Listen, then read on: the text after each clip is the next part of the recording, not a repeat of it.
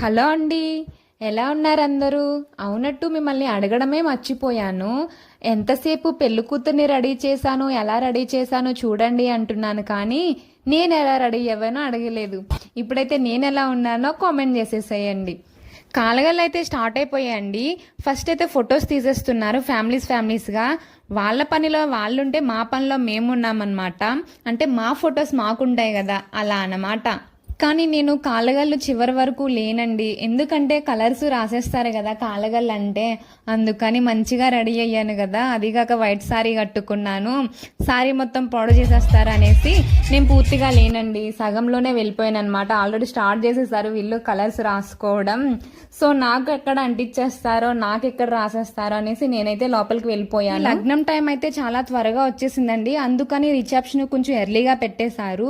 5 కల్లా రెడీ చేసి పెట్టేమన్నారు. ఈ కాలుగలు తీసేసరికే 3 అలా అయిపోయిందండి. ఇంకా సరే కాలుగలు అయిపోయిన తర్వాత మళ్ళీ రెడీ చేయడం స్టార్ట్ చేసేసాను పెళ్లి కూతుర్ని. ఇప్పుడు రిసెప్షన్ కి రెడీ చేస్తున్నా. కూతురు ఒకరిదాన్నే కాదండి, ఇంకా మా ఫ్యామిలీలో చాలా మందిని రెడీ చేసా. ఆ రోజు చాలా లేట్ అయిపోయిందండి, నేను అందరికన్నా లాస్ట్ వెళ్ళా అనమాట రిసెప్షన్ కి.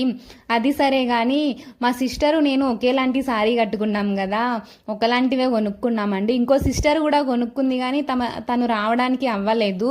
ఫైనల్ గా పెళ్లి కూతురుని అయితే రెడీ చేసేసాను. చాలా ఎర్లీగా వచ్చేసిందండి, అందుకని త్వరగా రెడీ చేయవలసి వచ్చింది. 4 కల్లా రెడీ చేసేయమన్నారు, రెడీ చేసేసాము. కానీ నేను రెడీ చేసిన తర్వాత ఫైనల్ లుక్ ఫోటో తీసుకుందాం అనుకున్నా, కానీ తీసి అంత టైం కూడా ఇవ్వలేదండి నాకు. కానీ నేను వదులుతానా, ఏదో ఒకలాగా ఆ లుక్ చూపించాలి కదా. ఒక ఫోటోనైతే పెట్టేశాను, ఎలా ఉందో చూసి కామెంట్ చేసేసేయండి. ఓకేనండి, బాయ్, కీప్ స్మైలింగ్.